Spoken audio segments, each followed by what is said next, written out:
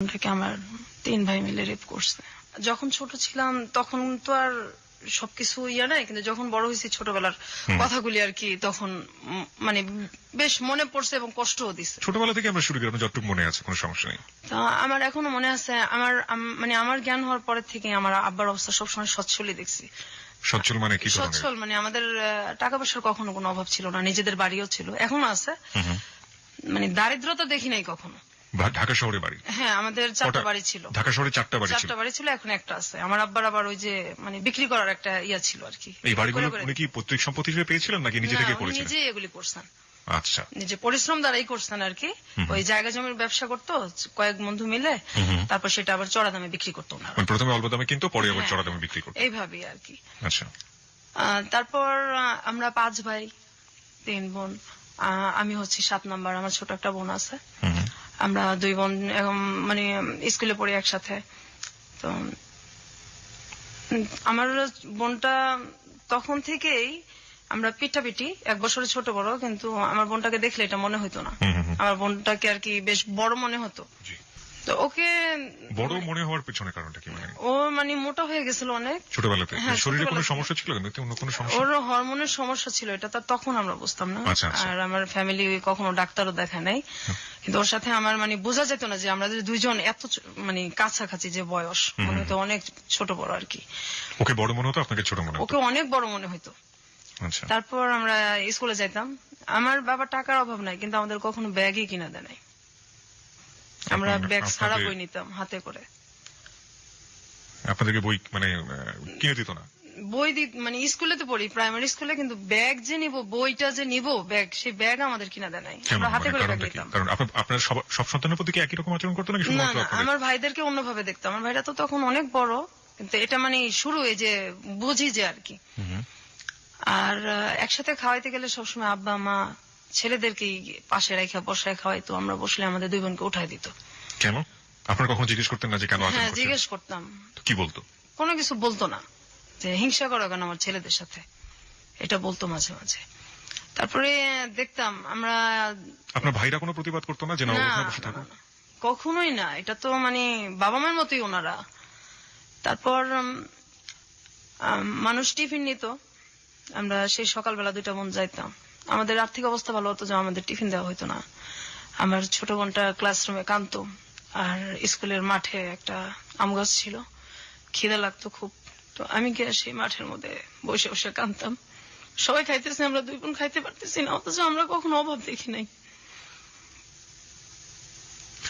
তো আপনারা কি কখনো প্রতিবাদ করতেন না? কারণ ওই সময়টা তো আসলে এতটা ইমোশনাল। আপনারা যখন বলছেন যে খুবই ছোটবেলায়, তো পাশে এসে অনেক ঝগড়াঝাটি করতেন না যে কেন টিফিন দাও না বা কি অবস্থা? না, আমরা তো ভয় পেতাম, আমরা বলতে পারতাম না এসব। ভয় পেতেন কেন? আমাদেরকে মারতো? ভয় পেতাম, হ্যাঁ। ছোটবেলা থেকে আমরা খুব টর্চারে বড় হয়েছি, তো তখন তো আমরা অনেক ছোট। আমার বোনটাকে যেখানে ভর্তি করার কথা আপনার 1-এ, কি তখন তো বেবি ছিল, প্রাইমারি স্কুল ছিল, সেখানে ওরে ভর্তি করা হয়েছে 2-তে, বড় দেখে। কিন্তু ও যে পারবে কিনা এটা কখনো দেখে নাই। ওকে ভর্তি করে দিল, বাস দিল, একদম ধাম করে ক্লাস করতে দিল। তারপর আমরা একসাথে যাইতাম আসতাম। এই যে বৃষ্টি হইতো, তবুও আমাদের কোনো ব্যাগ ছিল না। আমরা 2 বোন ফ্রকের নিচে করে বই আনতাম, আমাদের বই ভিজা যেত। আমরা সে বইটা গ্যাসের চুলায় বসে বসে 2 বোন শুকাইতাম। আমাদের ওই বই ছিল কি হইলো এটা দেখার মতো কেউ ছিল না। আমার বড় বোন ছিল, সেও কখনো আমাদের কেয়ার করে নাই। আর যদি গরিব মানুষদের সাথে খেলতাম, যারা আমাদের চাইতে একটু ছিল, তখনও মার খেতাম, অনেক মার খেতাম আমাদের সবার সাথে। আপনাদের ভাইদের ক্ষেত্রে কি একই রকম কিছু? হ্যাঁ, আমার ভাইরাই মারতো, আর ভাইদেরকে ওইভাবে দেখতো না। আপনার ভাইয়ের সাথে আপনার বয়সের ডিফারেন্সটা সেই সময় কতটুকু ছিল বা এখনো? আমার একটা ভাই আছে, সেটা হলো আমার বোধহয় 3 বছরের বড়। আর এরপর তো সবই বড়, অনেক বড়। কত বছরের ডিফারেন্স? যেমন আমি যদি মনে করেন আমি 1-এ পড়ি, তখন তারা 7-এ 6-এ পড়ে, এরকম। আচ্ছা, যাই আমরা আরো সামনের দিকে, গল্পের সামনের দিকে যাই। তো যখন এই মারধর গুলো করতো, আপনারা বাবা কিংবা মাকে নিশ্চয়ই বলতেন? ওনাদের সামনেই মারতো, সামনে তো একসাথেই তো সামনেই মারতো, কখনো কিছু বলতো না। মারার জন্য কোনো কারণ না, না, এই যে খেলতেছি গরিবদের সাথে মারতেছে, বা এই সারাক্ষণ তো মানে এটা করো ওইটা করো। আমাদের 2 সেকেন্ডের জন্য 2টা বোনরা আমাদের মানে বসতে দিত না, সারাক্ষণ এটা করো। আর সুযোগ পেলেই আমার ঘাট টিপে দাও, পা টিপে দাও, হাত টিপে দাও, এগুলি চলতো। ভাই বলতো যে আমার ভাই ঘাটতি পেত? বলতো, হ্যাঁ। আচ্ছা, এটা কি স্পেসিফিকলি কোনো ভাই বলতো নাকি সবাই এরকম? বিশেষ করে ওই একজনই বলতো আর কি বেশি, তারপর সবাই ভাবেই ডাকতো আর কি। এটা একটা উসিলা ছিল, আর একজন সারাক্ষণই এটা করতো। তারপর আমি যখন ক্লাস 2 তে পড়ি,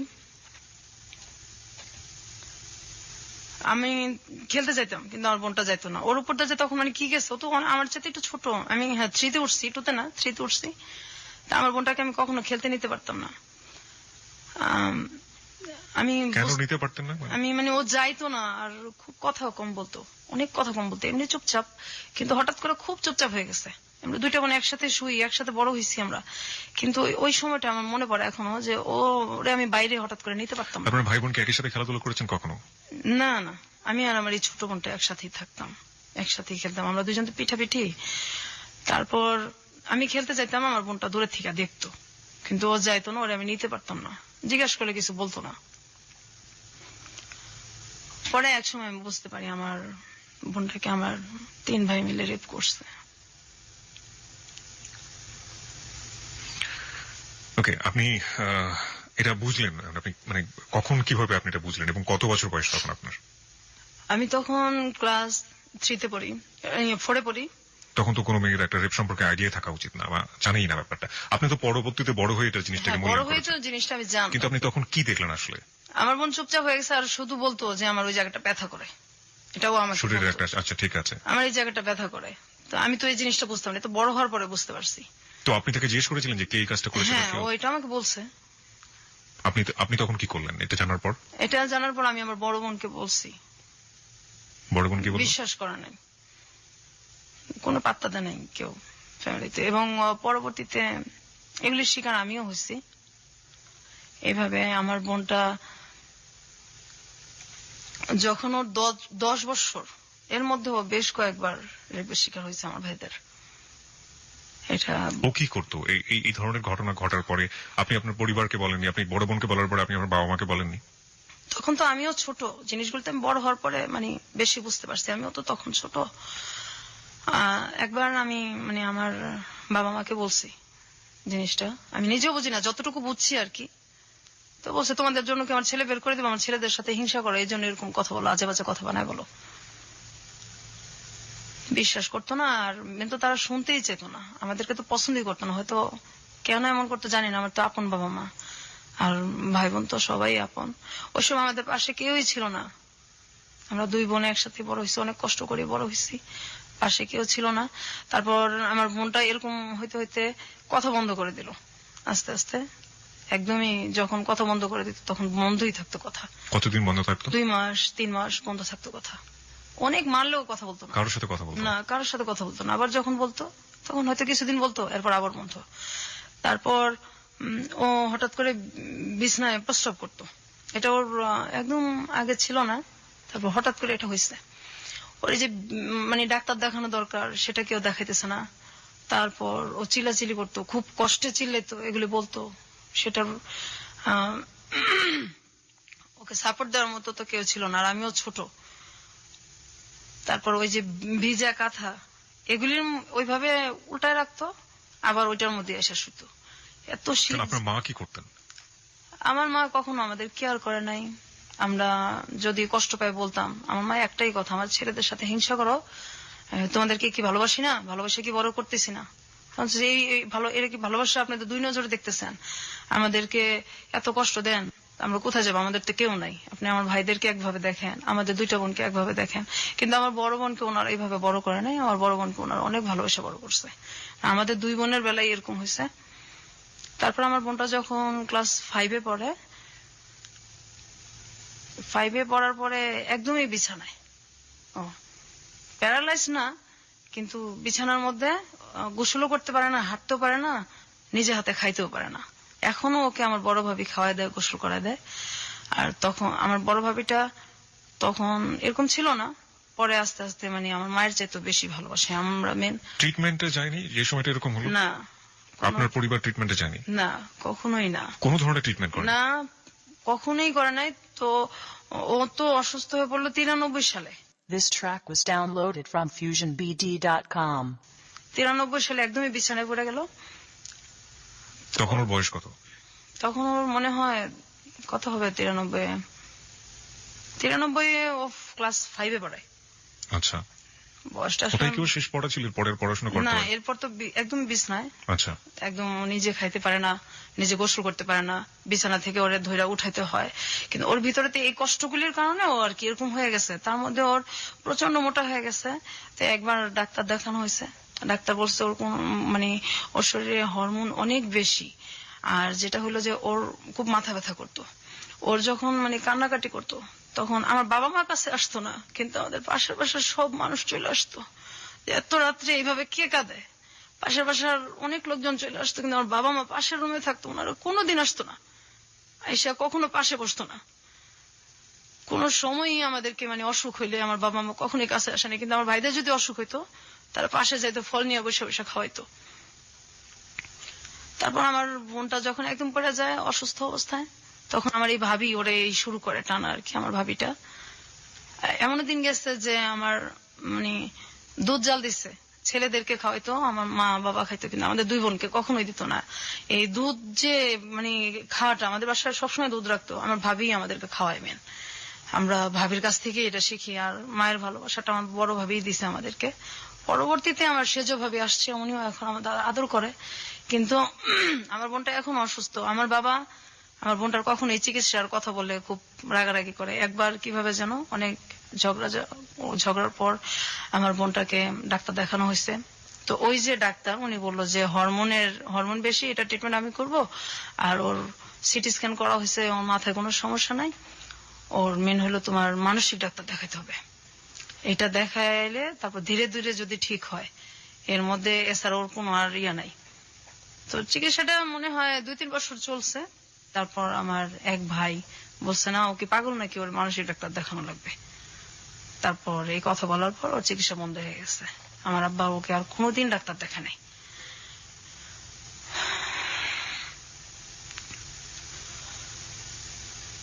তারপর ও এখনো যদি মাথা ব্যথা করে, এখনো কথা বলে না, 2 মাস 3 মাস কথা বন্ধই থাকে। ওর বয়স কত এখন? এখন ওর বয়স তো আমার 2 বছরের ছোট, ওর 28-27 এরকম চলে। ঈদ আসলে নতুন কাপড় ওরে দেওয়া যায় না। পড়ে না? না। ও কি করে? ও মানুষের সাথে কথা মানে মানুষকে দেখলে ও কি করে? খুব ভয় পায়। আত্মীয় স্বজন বাড়িতে আসলে ও বাথরুমে গিয়ে লুকায় থাকে ঘন্টার পর ঘন্টা। বের হয়। আপনি বলছিলেন যে আপনি ফার্স্ট টাইম জানলেন যখন আপনি ক্লাস 4-এ পড়েন, তখন সে তার ভাইতে তার রেপ।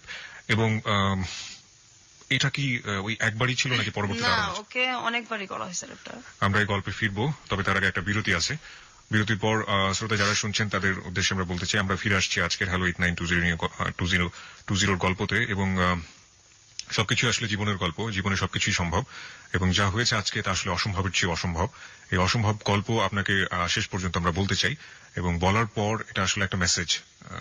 আমাদের পরিবারে নারীরা কিভাবে নির্যাতিত হন নিজের মানুষের দ্বারা, নিজের একেবারে রক্তের সম্পর্কের মানুষের দ্বারা, সেখানেও যে আসলে নারীরা অনেক সময় নিরাপদ না, সেটাই আমরা আজকের গল্পে তুলে ধরার চেষ্টা করছি। আমরা ফিরবো বিরতির পর, আশা করছি আমাদের সঙ্গেই থাকবেন। আরেকবার নাম্বারটি মনে করে দিতে চাই, 91156689 9115668668।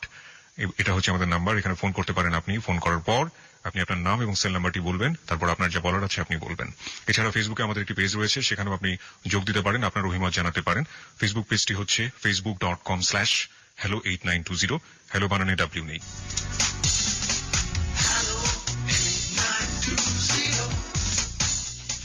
সংবাদের আগে আমরা ছোট করে আবারও ফিরেছি, এবং একটু পরেই সংবাদ রয়েছে। আমার মনে হয় যে আপনি বোধহয় একটু নার্ভাস ফিল করছেন। বিথি, আসলে কি একটু নার্ভাস? শরীরটাও আপনার তেমন একটা ভালো না, আপনি বোধহয় একটু নার্ভাস ফিল করছেন। নার্ভাস ফিল করার আসলে কিছু নেই। আমরা মনে করি সবচাইতে জীবনে ঘটে যাওয়া ঘটনাগুলো, আপনি আজকে বয়স যদি আমি ভুল করে না থাকি, যেহেতু আপনার বোনের চেয়ে 2 বছরের বড়, 30-এর কাছাকাছি আপনার বয়স। 30 বছর ধরে আপনি যে কষ্টটা বয়ে চলেছেন, এবং সেই কষ্টগুলো আজকে আপনি আমাদের এবিসি লাখো শ্রোতার কাছে ভাগাভাগি করতে এসেছেন। নিশ্চয়ই আপনার একটি উদ্দেশ্য আছে, সেটা আমরা অনুষ্ঠানের শেষের দিকে জানবো। এবং এই যে এত কষ্ট করে বুকের মধ্যে লালন করে চলেছেন, এবং এমন কষ্ট যেটা আসলে কার কাছে কি আপনি আপিল করবেন, কার বিরুদ্ধে আপনি আপিল করবেন? আপনার অনুভূতিগুলো কি ঠিক এরকম না যে ভাইয়েদের কাছ থেকে আপনি আপনার বোনের কথা বলছিলেন, আপনার নিজের ক্ষেত্রেও কি এরকম ঘটেছে? অবশ্যই। একই বয়সে আপনার ক্ষেত্রে এরকম ঘটেছে? হ্যাঁ, আমার একই বয়স হয়েছে, আবার আমার পরেও হয়েছে, কিন্তু পরে ওর হয় নাই আর কি। হুম। তো আমি যখন টুতে পড়ি, তখন আমার ভাই একটা আমাকে ডাক দিয়ে বলতেছে যে এই ঘরে আসো, ওই এক গ্লাস পানি দিয়ে যাও। আমি তো ছোটবেলা থেকে খুব ভয় পেতাম। কোন ভাই আপনার? এটা আমার সেজো ভাই, একজনই? একজন আর কি। তো ডাক দিতেছে, তো আমি গেছি পানি নিতে। তারপর এটা তো আসলে তখন বুঝি নাই, বড় হয়ে বুঝতে পারছি। তখন আপনি ক্লাস 2 তে পড়েন? টুতে পড়ি। তারপর আমি পানি দিতে যাওয়ার পর আমার ভাই আর কি দরজা আটকায় দেয়, জানলা আটকায় দেয়, আমার মুখ চেপা ধরে, এবং তার দ্বারা আমি রেপ হই আর কি। তো এটা আমি বাসায় জানাইছি, ওই সেম কথাই। কোনো ব্যবস্থা নেওয়া হতো না বাবা না, মার কাছ থেকে? এটা ছেলেদেরকে জিজ্ঞাসা করা হতো না, উল্টা আমাদেরই ধমকানো হতো। আপনার ভাইয়ের বয়স তখন কত ছিল? আমার ভাইটা একদম যদি কমও হয় 7-8 তো পড়ে। আচ্ছা, 7-6। মানসিকভাবে অসুস্থ ছিল কি আপনার না, ভাই? কখনোই না, ওরকম কোনো সিমটমই তাদের নাই। এমনি পাড়ার লোকজন, আপনারা যে পাড়ায় বসবাস করতেন, তারা আপনার ভাইদেরকে কিভাবে চিনতো, মানে কেমন মানুষ হিসেবে চিনতো? আসলে আমাদেরকে তো বাহিরে কম যাইতে দিত, খেলতেও কম দিত। আপনাদের দুই বোনকে? হ্যাঁ, খেলতেও কম দিত, বাইরে যাইতে দিত কম। তারপর আমি যখন এরকম হয়েছি, হওয়ার পরে আমি কিছুদিন স্কুল যেতে পারি নাই। তো আমি খুব কান্নাকাটি করতেছি, মানে আমি কি বলবো, কাকে বলবো। তা আমি বাসাতে বলছি, এই কথা শুনছি, স্কুল যাইতে পারি নাই। এই যে যাই নাই, এর জন্য অনেক মারধর করা হয়েছে আমার। আমি স্কুল কেন যাই নাই, আমাদের যদি একটু খারাপ লাগতো আমরা স্কুল বন্ধ দিতে পারতাম না। তারপর আমার বোন যদি পড়তে না চাইতো, যে একদিন খারাপ লাগতেছে, পড়তে পারতেছে না, ওরে মানে ফ্ল্যাটের ওই মাথা থেকে একদম এই মাথা পর্যন্ত আমাদের মানে পড়ার ঘরটা চুলের টাইনা টাইনা তারপর হেঁচড়ে নিয়ে আসা হয়েছে। কে করতো এটা? এটা আমার মেজো ভাই করতো, এটা আমাদের স্যারের সামনেই করতো। আচ্ছা, আমরা গল্পের বাকিগুলো শুনতে চাই সংবাদের পর। রাত 12টার সংবাদের পর আমরা আসলে এই গল্পের শাখা প্রশাখা সবগুলোই জানার চেষ্টা করবো। আশা করছি আমাদের সঙ্গেই থাকবেন। সংবাদ পর্যন্ত অপেক্ষা করুন, তারপরে গল্পের মূল জায়গাগুলোতে আমরা যাব। হ্যালো 8920, আপনি শুনছেন এবিসি রেডিও FM 90.2। আশা করছি সাথেই থাকবেন।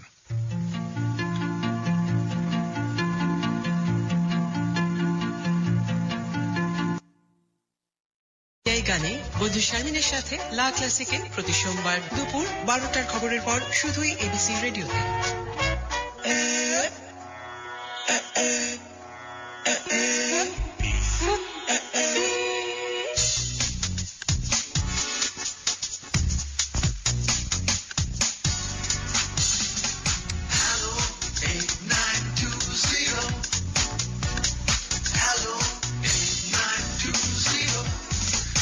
আরো একবার স্বাগত হ্যালো 8920-তে। সংবাদের পর আমরা ফিরে এসেছি আমাদের অতিথি নিয়ে। আজকে আমাদের সঙ্গে আছেন বিথি। বিথি তার ছদ্মনাম বলবো আমরা আসলে গল্পের প্রয়োজনে ব্যবহার করছি, তিনি তার নিজের নামটাকে গোপন করেছেন।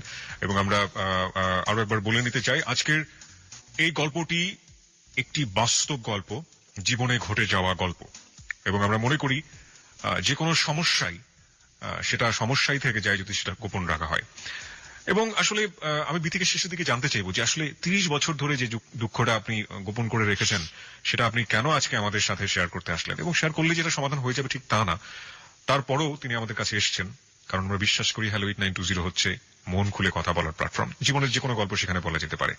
বিথি, আমরা সংবাদের বিরতিতে যাওয়ার আগে আপনার কাছ থেকে জানছিলাম যে কিভাবে আপনারা ফ্যামিলিতে অ্যাবিউজ হয়েছেন এবং আপনার ভাইরা যেটা করেছে, এবং আপনার বাবা মা সেখানে কোনো ধরনের কোনো ভূমিকাই নেয়নি। আপনি আপনার বোনের কথা বলছিলেন, আপনার বোন। তা আমার বোন তো এই যে এরকম হলো, তারপর আমার বাবা মা তো কোনো কেয়ারই নাই, অসুস্থ হয়ে পড়লো। কিছুদিন ওর চিকিৎসা চলার পর আমার ভাইটা যখন বললো, তখন তো চিকিৎসা বন্ধ হয়ে গেছে। বন্ধ হয়ে যাওয়ার পরে তো মানে আমিও এটা নিয়ে অনেক ঝগড়া করছি, আমার ভাবিরা করছে। এবং আমার যে বড় ভাইটার পরে যে মানে আমার যে সেজো ভাইটা, ওই ভাবিটার দেশের বাড়ি হচ্ছে চাঁদপুর। ওনার 2টা বাচ্চা আছে। ওনার হাজবেন্ড আমাদের সাথে সেম কাজটাই করছে। আমার ওই ভাইটা তখন 9-এ পড়ে, ও তখন বড়। আর হাজবেন্ড মানে হচ্ছে আপনার ভাইয়ের বাইরেও? না, আমার মানে বড় ভাইয়ের পরে যে ভাইটা বিয়ে করছে আর কি, একটা গ্যাপ মাঝখানে ভাই, তারপরে যে ভাইটা বিয়ে করছে ওই ভাবিটা ভালো। ওই ভাবিটার হাজবেন্ড যেরকম করছে সেই ভাবিটাও জানে। আচ্ছা আচ্ছা। উনি আমাদেরকে বেশ সাপোর্টও দিছে। উনি ওনার হাজবেন্ডকে কখনো জিজ্ঞেস করেছেন আপনার জানা মতে যে তুমি এই ধরনের কাজ কেন করেছো? না, এটা বলতে সাহস পায় না, খুব ভয় পায় ভাবি। ওনারা কি মারধর করেন বউদেরকে? না, ওরকম তো কখনো দেখি নাই। আর এমনি খুব ভালোবাসে, ভাবির সাথে কখনো খুব একটা লাগালাগি হয় না, ও বাচ্চাদের নিয়েই হয় আর কি। আচ্ছা। মাঝে মাঝে ওর নিজের বাচ্চার সাথে, দুইটা ছেলে যে আছে, ওই আমাদের সাথে যেরকম মানে টর্চারটা করতো, যে হাসি খুশি থাকাটা বোধহয় দেখতেই পারে না। কি ধরনের টর্চার করতো? গায়ে হাত তো তুলতো, এছাড়া কি ধরনের হ্যাঁ, টর্চার করতো? তো আমার ধরেন আমি ওই যে স্কুলে যাব ছোটবেলা, আমি আমার বোনের ইয়েটা আগে শেষ করি। জি। আমার বোনটা তো অসুস্থ হয়ে গেল, তারপর চিকিৎসা বন্ধ, ওর মাথা ব্যথার জন্য আশেপাশে মানুষ চলে আসতো, বাবা মা তো কখনোই আসতোই না। আর আমার ভাইরা, ওর চিকিৎসা বন্ধ, যে ও কি পাগল নাকি, ওর তুমি মানসিক ডাক্তার দেখাবা, আর মোটা হয়ে গেছে, ডাক্তার বলছে হরমোনের ট্রিটমেন্ট করলে এটা ঠিক হয়ে যাবে, না হয় এটা ওর অনেক সমস্যা হবে। আমার বাবা বলছে এগুলি কোনো কিছু নাই, মোটার জন্যই সমস্যা সব। এবং আমার ভাইরাও এটাই কথা। আর আমাদের সংসারটা তাই হয় যে আমার ভাইরা বলে আর কি, আমাদের কোনো ভ্যালু নাই, আমরা দুই বোন কোনো ব্যাপারে কোনো মন্তব্য দিতে পারি না, আর আমাদের যেভাবে চালাবে ওইভাবেই। আমার বাবা টাকা নাই, কিন্তু আমার দুই বোনের যে কাপড় চোপড় গায়ের, এটা কখনো মানে দিত না, কাপড়েও আমাদের খুব কষ্ট দিত। আর আমাদের কোথাও যে চিড়াখানা বা বাচ্চাদের যে ঘোরার যে জায়গাগুলি, ঈদ আসতো বা এমনিতে, আমাদের কোথাও কেউ নিয়ে যায় নাই কোনোদিন, আমার আব্বাও না। আমরা এগুলি ছোটবেলা দেখি নাই চোখে, কখনোই না, ঢাকা থেকে এগুলি আমরা কখনোই দেখি নাই। তারপর কাপড় চোপড় যদি কোথাও যাইতে হতো, আমার এখনো মনে আছে, আমরা একটা জায়গায় যাব, তো আমাদের কোনো কাপড় নেই, আমাদের পাশের বাসার একটা মেয়ের কাছে গিয়ে আমার জামা চায় নিয়ে আসতে হয়েছে। অথচ আমার আব্বার কিন্তু টাকা আছে, কিন্তু কাপড় চোপড় এত কষ্ট দিত যে মানুষের কাছে গিয়ে আমাদের টাকা চায়, কাপড় চায় নিয়ে আসতে হইতো। অসুখ হলে ডাক্তারও দেখাতো না। আমাদের ছোটবেলাও টাইফয়েড হয়েছে, পরে ডেঙ্গু জ্বরও হয়েছে, আমার ডাক্তার আমার আব্বা দেখেন, আমার গলার চেন বিক্রি করে আমার চিকিৎসা করা লাগছে। আমার ছোট বোনেরও সেম অবস্থায়, ওর মাঝে মাঝে পা ফুলে যায়, একদম পা ফুলে, গাল টাল ফুলে যায়, খুব কান্নাকাটি করে। আমার আব্বার কোনো খারাপই লাগে না। আর আমার আব্বার কিন্তু একটু বাইরের মহিলাদের প্রতিও আছে, দুর্বলতা আছে, আসা যাওয়াও আছে। আমরা যখন খুব ছোট, আমার মা আর আব্বা দুজনেই কিন্তু মানে মরিদ হয়েছিল, আমাদের বাসায় গান হইতো, পীরের মরিদ, গান বাজনা হইতো, আমরা ওটা পছন্দ করতাম না। তখন খুব আমার মা মানে কোনো কিছু নিয়ে যদি রিয়াক্ট করতাম, খুব গালাগালি করতো, আব্বাও সেম, আর ভাইরা তো আছেই। আমাদের বাসায় অনেক লোকজন আসা যাওয়া করতো, এটা আমরা কখনোই পছন্দ করতাম না।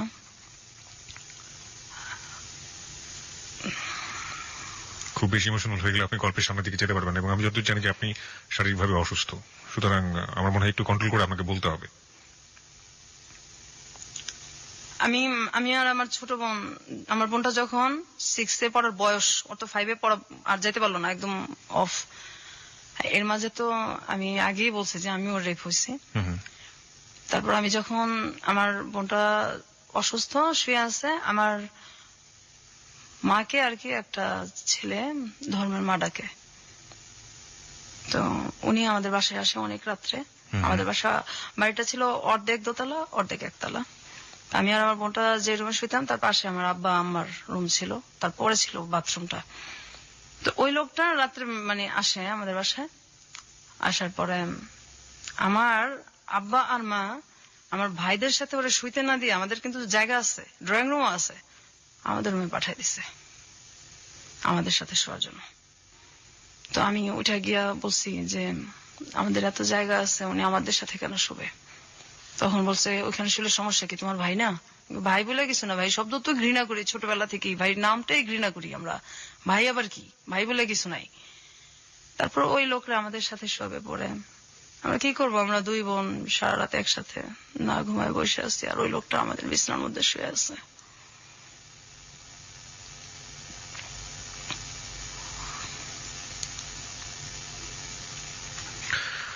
ওকে, আমরা আর একটু সামনের দিকে যাই। তারপর আমি কিবরিয়া ভাই যখন মানে ঘুমায় থাকতাম, আমরা দুই বোন মানে এখনো দিনের বেলা ঘুমাই না, কখনো দিনে ঘুমাই না, ওই পায়ের শব্দ মনে হয় যে এখনো কানে বাজে।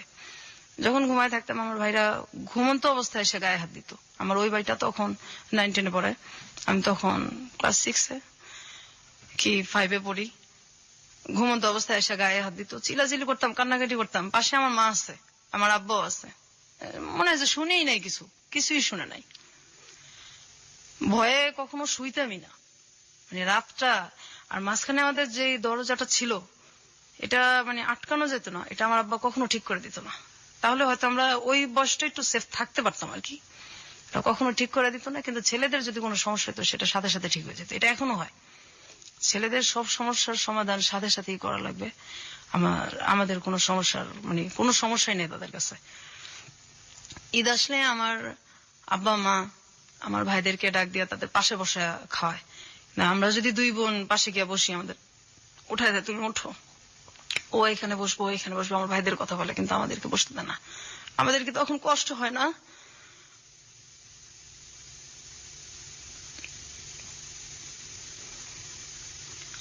আমি সবসময় বলতাম যে আমরা কি মানে আপনাদের সন্তান না?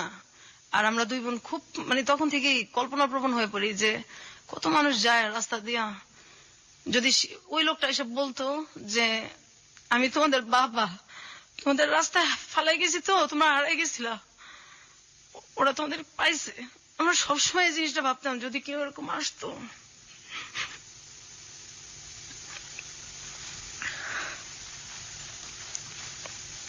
আমি যখন ক্লাস 5-এ পড়ি, আমি স্কুল থেকে আসলাম, আমার তখন রেজাল্ট বের হয়েছে।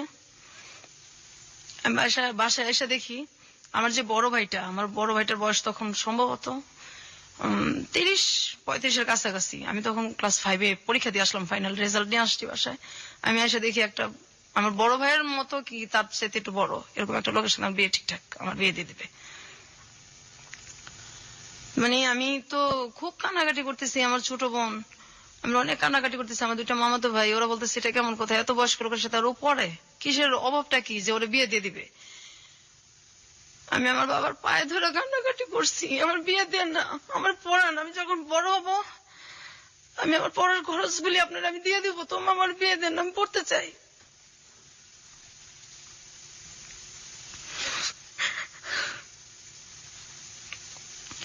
আমার ছোট বোনরা বলতো আমার তো চিকিৎসা করেন না, ওরে পড়ান, ওরে দেখেন। আমার ভাবিরাও বলতো, আমার বড় ভাবিটাও বলতো।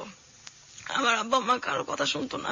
তারপর ওই বিয়েটা আমার মামাতো ভাই, আমি, আমার ছোট বোন, আমরা মিলা এটারে মানে ওই লোকটাকে বাড়ি থেকে তাড়াই আর কি, অনেক অপমান করে যতটুকু ওই বয়সে কুলাইছে। আর এই জন্য আমার যে ভাইটা বেশি টর্চার আমাদেরকে করছে, ওই ভাইটা আমাদেরকে অনেক মারছে ওদিন রাত্রে। আমরা আমি স্কুলেও 4-5 দিন যাইতে পারি নাই, আমার এত জ্বর আসছে। কেন আমি এটা কেন করলাম? বিয়ে দিলে দিবে, আমি এটা বলার কে?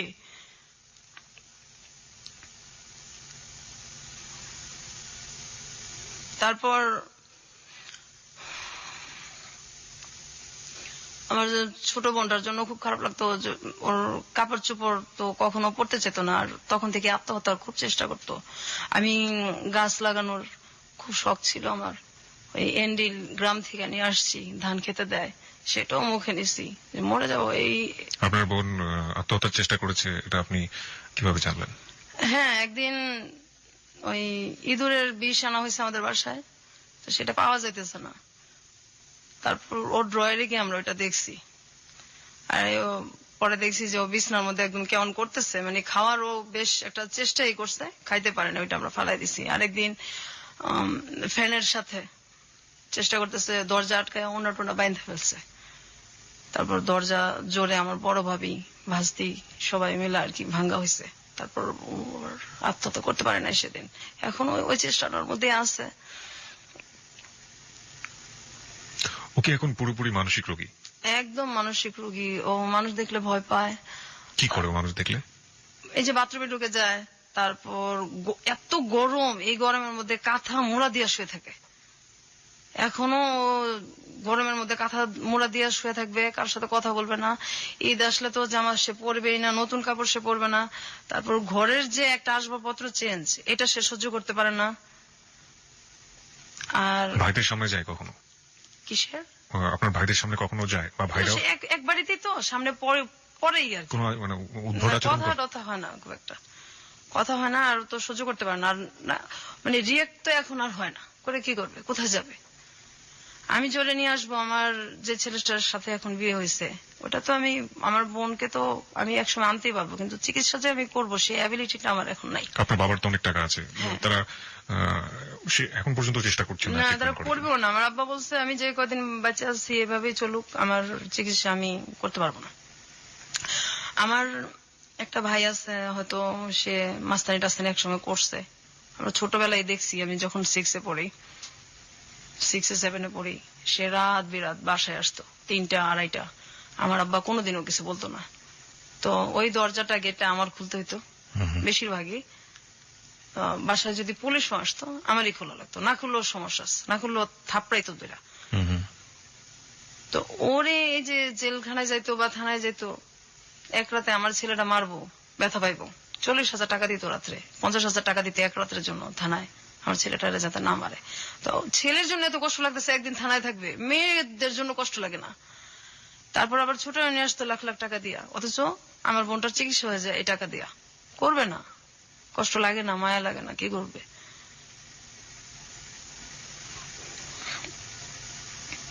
আমার মাও এরকমই ছিল, মা বাবা দুইজনই ছেলেদের প্রতি দুর্বল। আপনি সর্বশেষ এই দুর্ঘটনার শিকার হয়েছেন কত বছর আমি বয়সে? তখন ক্লাস 8-এ পড়ি। ক্লাস 8 পর্যন্ত আপনাকে এই এই এই দুর্ঘটনা সহ্য করতে হয়েছে। আপনার মা তখন বেঁচে ছিলেন? হ্যাঁ, আমার মা মারা গেছে যে 4 বছর হয়েছে। ক্লাস 8-এ যখন আপনার লাস্ট এই ঘটনাটা ঘটলো, আপনি আপনার মাকে বলেছিলেন? হ্যাঁ বলছি। মা কি বলেছিল? তুমি মিথ্যা কথা বলো, সারা জীবন আমার এই ছেলে নামে এসব বদনাম করো, ওকে বেশি ভালোবাসি, সহ্য করতে পারো না, এগুলো কি বলো? তারপর আমার আব্বার ওইখানে গেছে, আমি তো কাঁদতেছি। তারপর গেছে, যাওয়ার পরে একটু পরে দেখি আমার আব্বাও খুব চিল্লাচিল্লি করতেছে। কি আমি কি এই 2 মেয়ের জন্য কি এসব কথা কয়? আমার 2 মেয়ের জন্য কি আমি আমার ছেলেদেরকে বাসা থেকে বাইর করে দিব নাকি? আপনার বাড়ির আশেপাশের লোকজন জানতো না এই ধরনের ঘটনাগুলো ঘটে? না। আপনার কখনো মনে হয়নি আপনি পুলিশে যাবেন, পুলিশে গিয়ে বলবেন? হ্যাঁ, এরকম মনে হইতো, কিন্তু যখন মনে হইতো যে বললাম ঠিক আছে ধরে নিল, বের হবে, বের হয়ে আমাকে যখন কিছু করবে, তখন আমি কোথায় যাব? আমার তো যাওয়ার জায়গা নাই, আমি যাব কোথায়? আমার বাবা মাই তো আমার নাই, তো আমি এখানে কোথায় যাব? কোনো জায়গায় তো নেই যাওয়ার। তারা মাঝে মাঝে বলতাম আমাদেরকে মাইরা ফেলেন বিষ খাওয়া।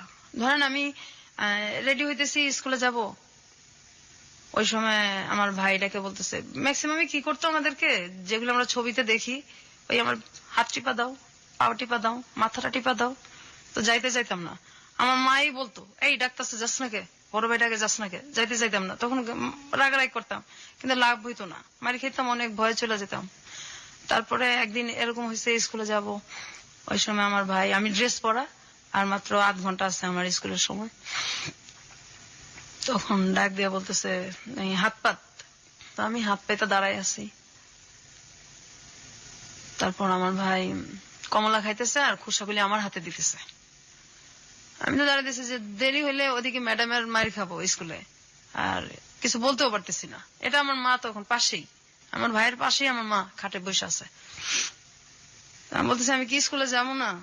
আমার হাতের মধ্যে আপনি কমলার খোসা রাখতেছেন, আমি স্কুলে যাবো, আমার স্কুলের সময় যাইতেছে গা। ঠাস ঠাস করে আমার গালের মধ্যে জ্বর দিছে। এই বড় ভাইয়ের উপরে কথা কস, তোর দাঁড়ায় থাকতে বলছি, তুই দাঁড়ায় থাকবি, এত কথা কস কি লিগা? ম্যাডাম কি করবো না করবো। তারপর সেদিন রাত্রে আমার মা মাজারে গেছে, আমার বড় ভাবি তাদের রুমে শুইতো দোতলায়, আর নিচে আমরা শুইতাম। ওদিন আমার ভাইটা আমাকে ঘুমন্ত অবস্থায় ধর্ষণ করে আর কি, রেপ করে। তো এটা পরের দিন জানানো হয়েছে, ওই একই অবস্থা, কোনো রিয়াকশন নাই। কোথায় যাব? আমাদের তো কোনো যাওয়ার জায়গা নাই, সহ্য করেই থাকতে হয়েছে, বাঁচতে হয়েছে। আপনার বোনের ক্ষেত্রে এই ধরনের ঘটনা, আপনার ক্ষেত্রে সর্বশেষ ঘটেছে ক্লাস 8 অবস্থায়, হ্যাঁ। আপনার বোনের ক্ষেত্রেও কি এই? না, আমার বোন যখন ওই যে 5-4 পর্যন্ত, তারপর তো একদম বিছনায় পড়ে গেল। এরপর আমরা একটু বড় হইলাম, একসাথে থাকি। আমার বড় ভাবিটাও তখন একটু ইয়ে হয়েছে। আমরা আবার এরকম হয়েছে যে আমরা তো নিচতলা আর দোতলা এরকম ছিল, স্কুল থেকে আসছি কাপড় চেঞ্জ করব, তো কাপড় চেঞ্জ করতেছি, হঠাৎ দেখি যে ঘরের পিছনে কে দাঁড়ায় আছে। তো প্রথম ভাবছি হয়তো মানুষ, কিন্তু আমাদের তো এটা তো পুরো বাউন্ডারি দেওয়া, অন্য মানুষ আসবে কোথেকে। তো হঠাৎ করে তার মানুষ ঘরের পিছনে তাকায় না, পরে খেয়াল করে দেখি হ্যাঁ আমার ভাই। এরকম অবস্থা, তো কাপড় চেঞ্জ করাটাও সমস্যা হয়ে গেছে। আইসা স্কুল থেকে সব জানলা আটকায়, দরজা আটকায়, তারপর কাপড় চেঞ্জ করতে হইতো, অথবা বাথরুমে গিয়ে চেঞ্জ করে হইতো। আর ভয়ে তো দিনে কখনোই শুইতাম না, দিনে শুইলেও সমস্যা আছে। এই ধরেন বৃষ্টি হইতেছে অনেক একদিন, তখন আমি ক্লাস 7-এ পড়ি। তো বৃষ্টিতে ভিজে আসছি, আইসা খুব ক্লান্ত, ভয়ে কখনো শুই না। ওদিন কিভাবে জানি একটু মানে ঘুমায় গেছি। হঠাৎ করে ঘুমের মধ্যে দেখি যে আমার ভাই মানে সবসময় ঘুমের মধ্যে গায়ে হাত দিত আমাদের। তো হঠাৎ করে আমার ভাই গায়ে হাত দিছে, আমি তো মানে ঘুমের মধ্যে চিল্লাইতেছি, সহ্য কত করব, কোথায় যাব, চিল্লাচিল্লি করতেছি। আমার মা দৌড়াইয়া রান্না করতে আসছে, কি হয়েছে বললাম, দেখেন এইভাবে বাচ্চা যায়, এগুলি কি আমাদের মাইরে ফেলেন, না হয় আমাদেরকে কিছু একটা করেন, এভাবে কিভাবে থাকবো। তো আমার আম্মা যে তরকারি নাড়ানাড়ি করে খুঁড়স, ওইটা নিয়ে আসছে আমাকে মারার জন্য। আমার ভাইটিকে তো কিচ্ছু বলেই নাই, উল্টা আমাকে আসছে মারতে।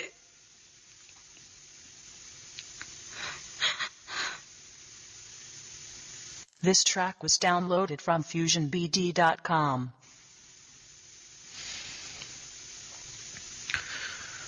আচ্ছা, আপনার পড়াশোনা কতদূর পর্যন্ত হয়েছে? আমি ইন্টার্ন পরীক্ষা দিয়েছি, এক সাবজেক্ট খারাপ করছি, পরে আর দেওয়া হয় নাই।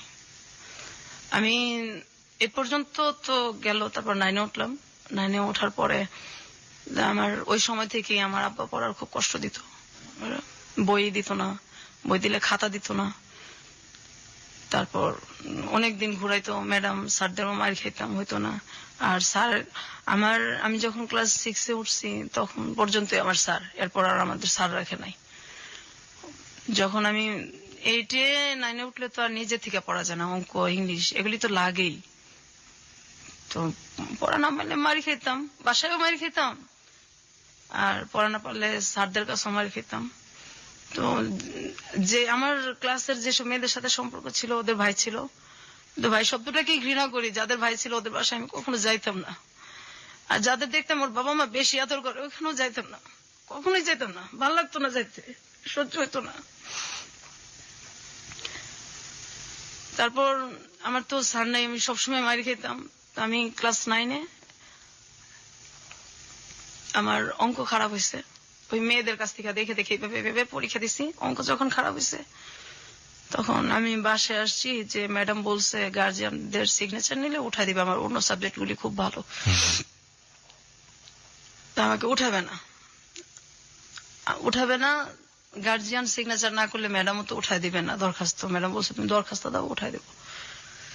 তো 5-6 দিন হয়ে গেছে, তারপর ম্যাডাম আমাকে বলতেছে যে সবাই ইয়ে হয়ে গেছে, ভর্তি হয়ে যেতেছে, তো তোমার তো সব মার্ক ভালো, শুধু এটার জন্য তুমি আনলো না তোমার গার্জিয়ানের সিগনেচার দিয়া দরখাস্তটা। পরে বলছি ম্যাডাম আমাকে তো আমার বাসা থেকে বলা হয়েছে যে আমাকে মানে ওঠাবে না, আমাকে এই ক্লাসে রাখবে। তখন ম্যাডাম বলছে কেন, তোমার সবগুলি ইয়া ভালো, আমি যেখানে ক্লাস টিচার হয়ে বলতেছি সেখানে তোমার গার্জিয়ান কি, তো দাও আমি সিগনেচার হয়ে তোমার গার্জিয়ান হয়ে আমি তোমাকে উঠাই দেবো।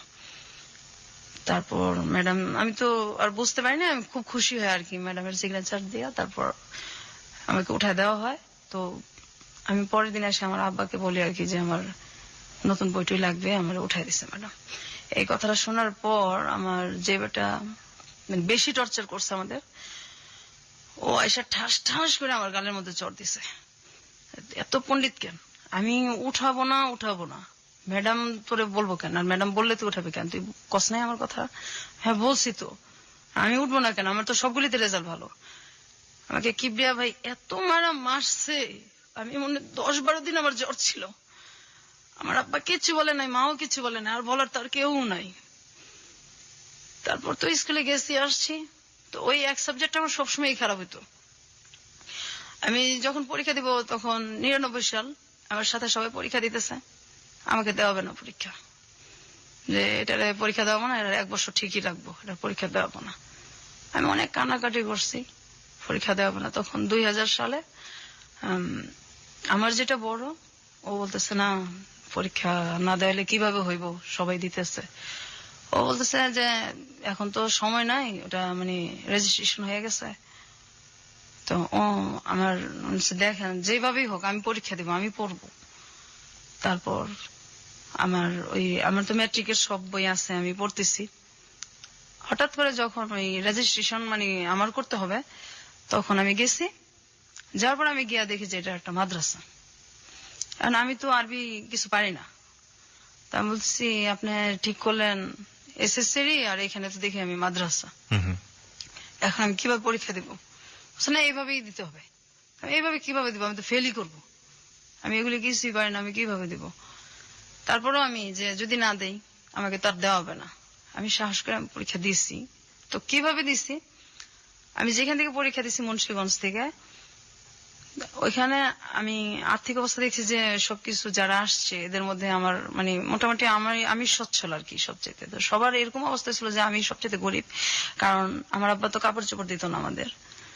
তা আমার 2-3টা জামা নিয়ে গেছিলাম আর 1 জোড়া শুধু জুতা নিয়ে গেছিলাম।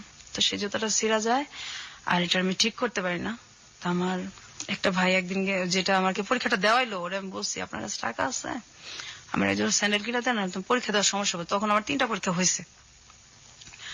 হচ্ছে না, এইভাবেই দিতে হইব, এই সিরাটা পরে পরে ল্যাংড়া ল্যাংড়া যাবি পরীক্ষা দিতে, আমি টাকা দিতে পারবো না। আব্বা আমার কাছে টাকা দিচ্ছে, এগুলি আমার, এগুলি তোর স্যান্ডেল কিনা দেওয়ার জন্য দেয় নাই। এখন আমি কি করবো, আমার তো স্যান্ডেল নাই। আমি স্যান্ডেল রাইখা আমি খালি পেয়ে গেছি পরীক্ষা দিতে। ম্যাজিস্ট্রেট আমাকে বলতেছে যে তুমি খালি পেয়ে আসছো কেন, যে ফকির সেও তো স্যান্ডেল পরে আসে, পরীক্ষা দিতে আসছো, ভদ্রতা জানো না। ওরা বলছে যে স্যার আমি তো মানে আমার স্যান্ডেল তো ছিঁড়ে গেছে, এর জন্য তো আমি স্যান্ডেল পরে আসতে পারিনি। ওই পরীক্ষাটা আমি দিছি, পরের দিনও আমি সেম ভাবেই গেছি। তখন ম্যাজিস্ট্রেট আমার সাথে খুব খারাপ ব্যবহার করছে, যে এটা কি তুমি স্যান্ডেল পরে আসবা না, পরীক্ষা দিতে আসছো, এটা কোনো কথা হইলো? আমি খুব কান্নাকাটি করছি। তারপর আমি অন্য মানুষের কাছে চাইয়া, তারপর মানুষের কাছ থেকে স্যান্ডেল চাইয়া নিয়ে আমি পরীক্ষা দিছি। আমার ওইখানে জামার অনেক কষ্ট করছে আমি, আমার বাসা থেকে কেউ যায় নাই, আর আমি একা অজানা একটা গ্রামে, আমি একদম একা, কাউরে আমি চিনি না, শুধু পরীক্ষা দিয়ে যে বাসাটা থাকা এদের সাথে পরিচয় যে হয়েছে, আর কাউরে চিনি না, কিছু চিনি না আমি। তো আমার বাসা থেকে কেউ যায় না বিধায় গার্জিয়ান না গেলে তো কোথাও কারো ভ্যালুই থাকে না। 7 দিন একাধারে শুধু ডাল দিয়ে ভাত খাওয়াইছে, আমার অনেক কষ্ট হয়েছে। আমার গার্জিয়ান নাই দেখে ওরা যেখানে জুতা রাখতো তার পাশে আমার শুইতে দিয়েছে, আমি সেখানে শুয়েছি, তবু আমি পরীক্ষা দিব। ওদের জুতার সাইডে আমি শুয়েছি আর ওরা সবাই ঘাটে শুয়েছে। অন্য যেসব মেয়েদের গার্জিয়ান যেত ওদেরকে ভালো জায়গায় থাকতে দিচ্ছে, শুইতে দিচ্ছে। আমার গার্জিয়ান জানে আমার ভ্যালু নাই, আমার ওইখানে কেউ আমার দেখতে যায় নাই, কখনোই যায় নাই। ওদের স্যান্ডেলের জায়গায় আমি শুয়ে শুয়ে পরীক্ষা দিছি আর কাঁদছি। তারপর আমি পাশ করছি। আমি বলছি আব্বা আমি কিন্তু পড়বো, আমার আপনি কষ্ট করে পড়াবেন, আমি পড়বো। আমি বলছে ঠিক আছে পড়ো। আমি খুব খুশি, কিন্তু আমার কলেজে ভর্তি করে না, কলেজে ভর্তি হওয়ার টাকাও দেয় না। আমি অনেক কষ্ট করে সব জায়গায় ভর্তির ডেট শেষ, অনেক কান্নাকাটি করে আমার আব্বুর কাছে, অনেক পায়ে ধইরা তারপর আমি ভর্তি হয়েছি। ভর্তি হওয়ার পর এখন আমার বই কিনা দেয় না, আমি বই ছাড়া কিভাবে পড়বো। তারপরে অনেক কষ্ট করে পড়তেছি, যখন সবাই চলে যেত, ছুটি হয়ে যেত, ক্লাস যার যার এক এক সময় এক একজনের ক্লাস শেষ, যখন পুরা কলেজটা ফাঁকা হয়ে যেত, তখন আমি লাইব্রেরিতে যাইতাম। লাইব্রেরির স্যারের হাত ধরে কাঁদতাম যে স্যার আমি খুব গরিব মানুষ, সব শেষ হয়ে গেলে আমার আপনি একটু নোট করতে দিবেন, আমার তো বই নেই। আমার তখন মাত্র 6টা বই ছিল। স্যার বাকি বইগুলো আমি প্রত্যেকদিন এসে নোট করে করে নিয়ে যাবো, আমার আপনি একটু সময় দিবেন। স্যার বলছে ঠিক আছে তুমি নোট করে নিয়ে যাও। সবাই চলে যেত, তারপর আমি সন্ধ্যার সময় বাসায় আসতাম, এই নোট করে করে আমি পরীক্ষা দিছি। আমি একটা সাবজেক্ট খারাপ করছি, আমি অনেক কানাকাটি করছি, পরে আমার আর পরীক্ষাই দেওয়া নেই আমার আব্বা।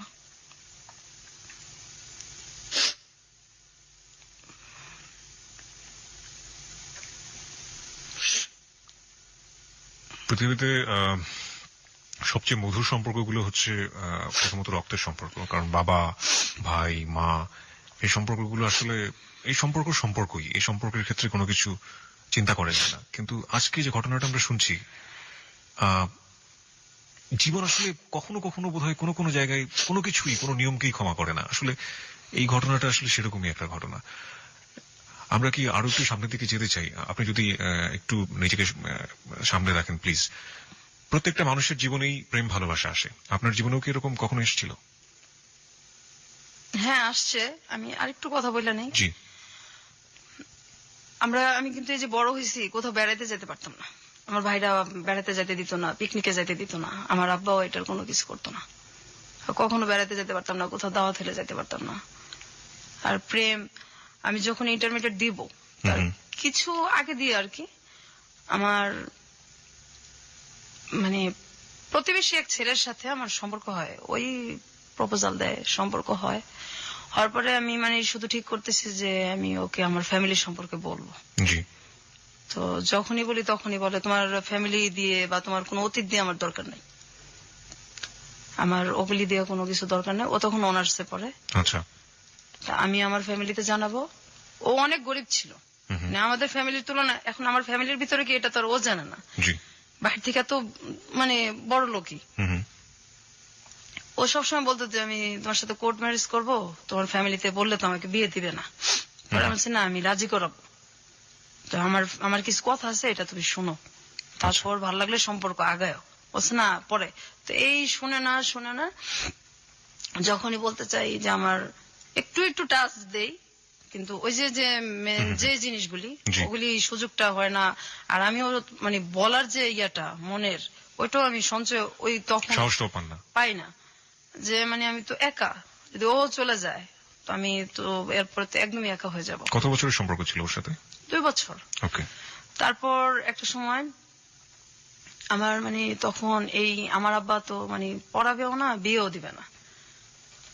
তারপর ওরে আমি মানে ওই সময়টায় ওর সাথে যখন আমার সম্পর্কটা প্রায় 2 বছর কাছাকাছি, ওরও মানে অনার্স শেষ হয়ে আসছে, শেষই পরীক্ষা দিচ্ছে অনার্স, তখন ওকে আমি বলছি যে তোর সাথে কিছু কথা আছে, আজকে আমার কথা শুনতেই হবে। তাহলে ঠিক আছে শুনবো।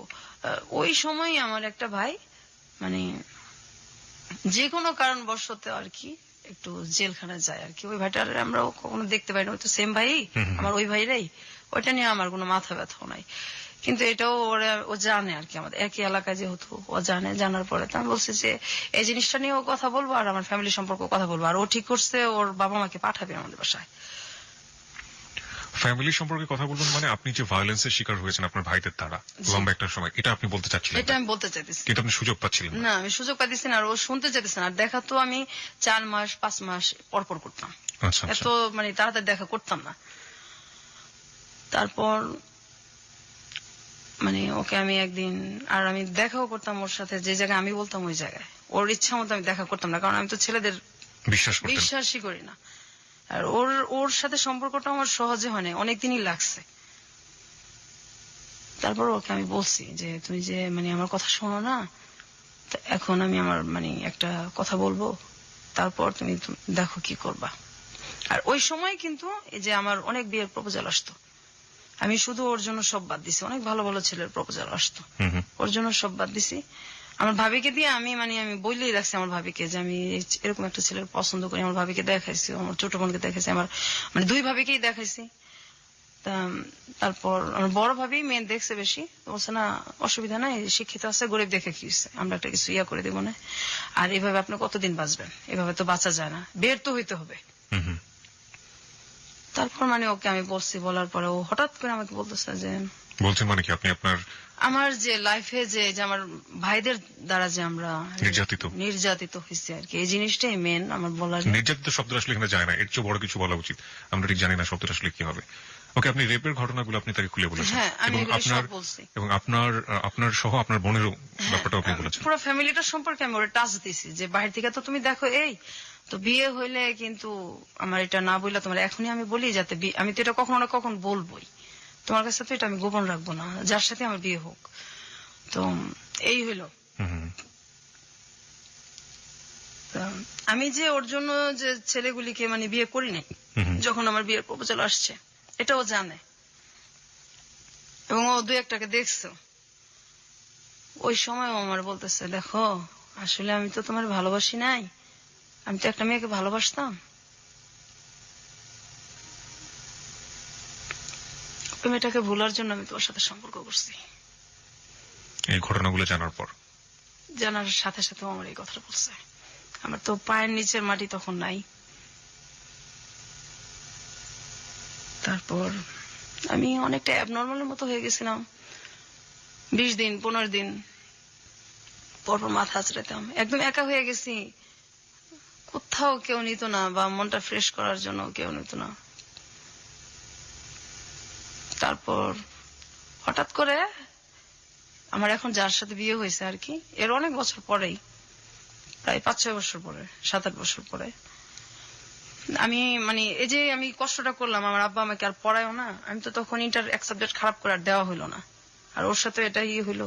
তাহলে প্রায় 1 বছরের মতো আমি একদম চুপচাপ, আমার মানে আমি কি করব, কোথায় যাব, মানে কষ্ট আর সহ্যই করতে পারতেছিলাম না। আবার ছেলেটা এরকম করছে আমার সাথে। ও কি পরে বিয়ে করে ফেলে সঙ্গে সঙ্গে? না, আর অনেক পরে করে। আর পরে যোগাযোগ করেনি আপনার সাথে? না, কখনোই না। এবং আপনার ভাইরা যে এই আপনি যখন খুলে বললেন যে আপনার ভাইরা আপনাকে এই ধরনের আচরণ করেছে আপনার জি। সঙ্গে, ও এই ব্যাপার নিয়ে আর কোনো কথাই বলেনি? কোনো কিছু কোনো জিজ্ঞেস? কথাই বলে না। ও বলছে আমি আসলে একটা মেয়েকে ভালোবাসতাম, ওকে ভুলার জন্য আমি তোর সাথে সম্পর্ক করছি। এর পরের ঘটনাগুলো আমরা জানবো শ্রোতা যারা শুনছেন। এবং আজকে বিথির বর আমাদের সাথে উপস্থিত আছেন। বিথির বরের কাছেও আমাদের কিছু প্রশ্ন আছে, আমরা সেই প্রশ্নগুলোর উত্তর তার কাছ থেকে খোঁজার চেষ্টা করবো। তবে তার আগে সংবাদের বিরতি আছে, সংবাদের পরপরই ফিরে আসছি। খুব ছোট্ট একটা বিরতি। আর একবার মনে করে দিচ্ছি, আপনি শুনছেন হ্যালো 8920 এবিসি রেডিও FM 89.2 এ। কিবরিয়া আপনার সঙ্গে আছে, আশা করছি সাথেই থাকবেন।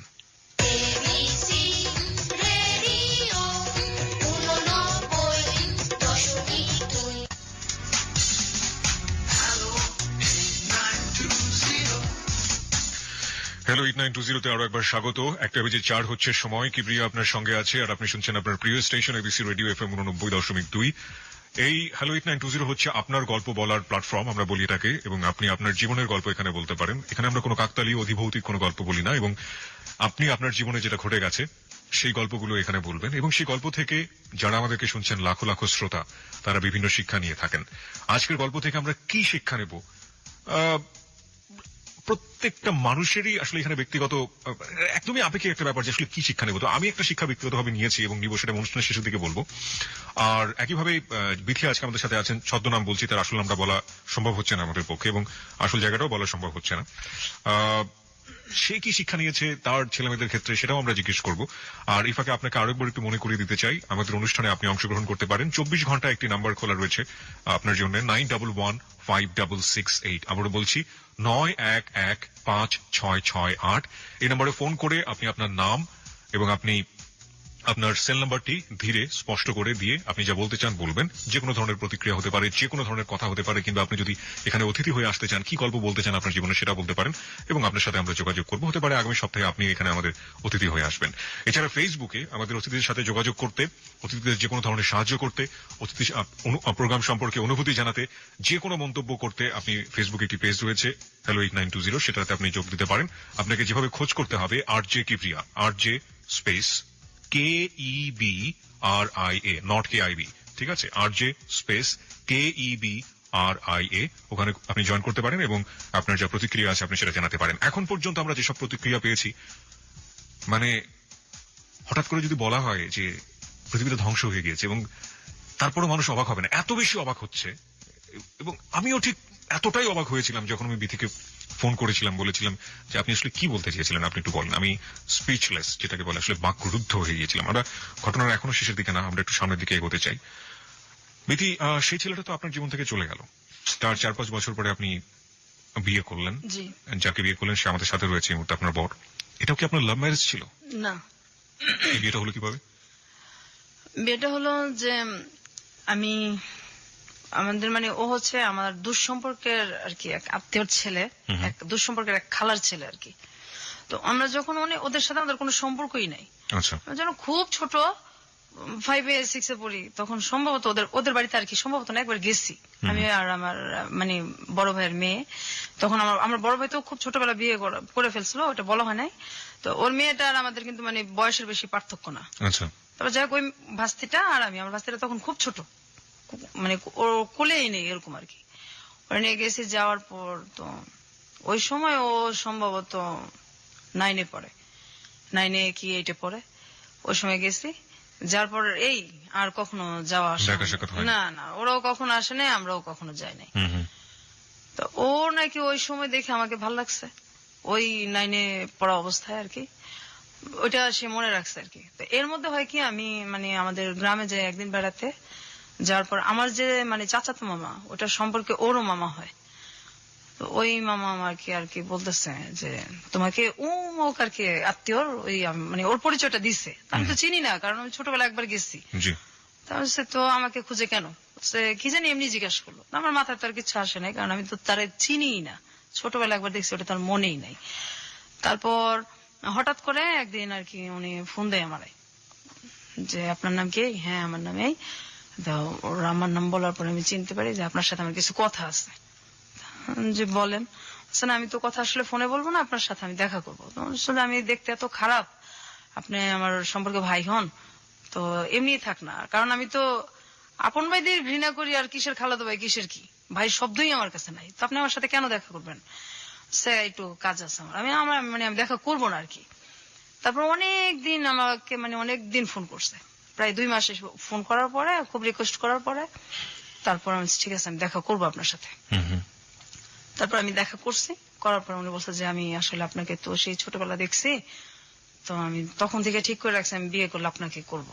বলছে না আমাদের ভাই বিয়ে করা যাবে না, আমি বিয়েটা করবো না, কারণ বিয়ের শব্দটাও ঘৃণা করি। ছোটবেলা ওই যে আমার একবার বিয়ের ইয়েটা হয়েছে, তারপর থেকে বিয়ের শব্দটাও ঘৃণা করি, আর আমি এগুলির মধ্যে নাই, আর বিয়েটা করবো না। আর আমার আব্বা তো বিয়ের টাকা খরচ হবে, বিয়ের মধ্যেও নাই, আর আমার তো তখন বিয়ের না, আমার তখন আমি কাঁদতেছি যে আমি পড়বো, পড়াশোনা করবো। হ্যাঁ আমার যে পড়া গ্যাপ গেছে, আমার যে একটু বয়সটা বাড়ছে, ওইটা আমার কিচ্ছু যায় আসে না, লজ্জাও লাগে না, আমি মেন হলে আমি পড়বো। তখন আমি পড়ার জন্য কাঁদতেছি যে কেউ যদি আমার সাহায্য করে তখন আমি পড়বো। তখন যে আপনি যদি পড়তে চান তা ঠিক আছে আমি পড়াবো, কিন্তু আমি আপনাকে বিয়ে করবো। ঠিক আছে আপনি বিয়ে করবেন, আমি তো বিয়েটা করবো না, এরকম কথাটা তো বলে চলে আসি, আর কথা হয় না। তো উনি আমার অনেকদিন ফোন দেয়, ফোন দিতে থাকে, এক পর্যায়ে আমি আমার ফোনটা সিমটা আমি চেঞ্জ করে ফেলি। আমার ওই মামা তো আমার গ্রামে আমার ওই মামা আমার ফোন নাম্বার গুলি তো সবসময় নিত, ওনার সাথে আমার সবসময় কথা হতো। ওনার আমি বলছি যে আপনি ওনাকে কিন্তু কখনো আমার নাম্বারটা দিবেন না। তখন আমার ওই মামা ওরে কি করে, আমার মামার আবার ও খুব ইয়ে করে বলে বোঝায়, তারপর ফোন নাম্বারটা দেয়। দেওয়ার পরে ও বলতেছে, খুব কানাকাটি করছে, আপনি ফোন চেঞ্জ সিমটা চেঞ্জ করলেন, আমার তো আপনার সাথে কথা ছিল, আপনি এরকম করেন না। পরে আমি দেখেন আমি বিয়ে করবো না। অনেক রিকোয়েস্টের পরে তখন আমি বলছি যে আমি এরকম একটা মেয়ে, আমি আপনার বিয়ের যোগ্য না। বলতেছে আমি আপনার যোগ্য না, কারণ আমাদের দিক থেকে আর্থিক অবস্থায় ওরা মোটামুটি একটু কম আর কি, আর আমি যে ধরনের ছেলে পছন্দ করি আপনি সেটার মধ্যেও পড়েন না, আমি বিয়ে করবো না। আমি বিয়ে যদি করি আমার যেমন পছন্দ এমন করবো না, আমি করবো না। আবার এদিক দিয়ে খুব চিন্তা করতেছি যে যদি সে আমার সত্যি পছন্দই করে, বিয়ে করতেই চায়, তাহলে আমার এটা শোনার পরে যদি সে ভালো লাগে তাহলে আমি চিন্তা করে দেখবো। কারণ আমিও এইভাবে আর বাঁচতে পারতেছিলাম না, আমার আর এইভাবে বাঁচা সম্ভব না। আমি এর মাঝে একবার এন্ডিল 2 বার মুখে নিয়ে আমি ফালাই দিছি, একবার ছোটবেলা আবার বড় হইয়া আত্মহত্যা করতে গিয়েছিলেন। তারপর আমি মাঝখানে আমি কিন্তু নেশাও করতাম, এটাও আমার বলা হয় নাই। আচ্ছা, কি নিতেন আপনি? আমি ফেন্সিডিল খাইতাম, আমার এক বান্ধবীর সাথে প্যাথেডিনও নিতাম। প্যাথেডিন পেতেন কোথায়? আমার ওই বান্ধবী নিয়ে আসতো। এগুলো নিতেন কেন? ভাল লাগতো না, বাসায় ভাল লাগতো না থাকতে।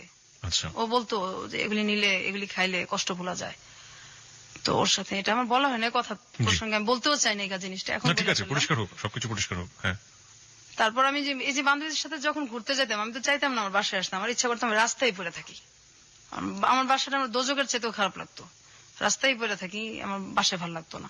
তো এই জিনিসগুলি আমি ওনার সব বলছি ফোনেই, এবং আপনি এই যে রেপের কাহিনী সব বলছি ওনাকে। আমি আমার কিচ্ছু বাকি রাখি আর কি, আমার ফ্যামিলির, আমার যে একটা প্রেম করছি সব বলছি। বলার পরে উনি হাসছে, বিশ্বাস করে নাই, বুঝছে না এগুলি কি তুমি আমাকে বিয়ে করতে চাও না সেজন্য এগুলো হ্যাঁ বলছো। তুমি আসলে রাজি না তো এর জন্য এরকম করো, তোমার এগুলি কিছু আমার যায় আসে না, আমি তোমার বিয়ে করবো। বলছি না এগুলি সব সত্যি। তারপর যখন আমি খুব কানাকাটি করছি তখন উনি আর কি বিশ্বাস করছে এক পর্যায়ে, করার পরে বলছে যে এগুলি আমার কোনো কিছু যায় আসে না, আমার তোমার ভালো লাগছে, আমি বিয়ে করবো, বাস করবো।